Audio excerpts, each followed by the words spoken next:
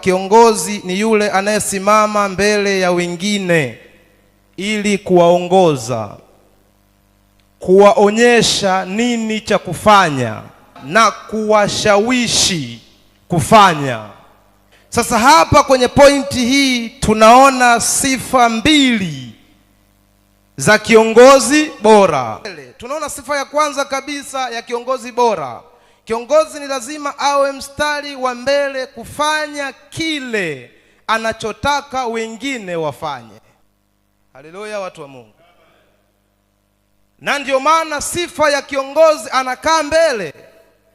Hata watumishi wa Mungu hapa tukiwa kwenye ibada, viongozi wetu wanakaa mbele. Bwana asifiwe sana. Ukienda kwenye mikutano ya kisiasa, viongozi wanakaa mbele. Kwa hiyo ni ishara tu inayoweza kuonyesha kwamba kiongozi anatakiwa awe mstari wa mbele. Na kwa nini anakaa mbele? Sio watu wamuone, anakaa mbele ili kuwaongoza wengine nini cha kufanya. Usiposema amina uliyekaa mbele, wa nyuma hawezi kusema amina. Bwana asifiwe sana. Usipopiga makofi uliyekaa mbele, wa nyuma hawezi kupiga makofi. Kiongozi amekaa mbele anawaonyesha wengine nini cha kufanya.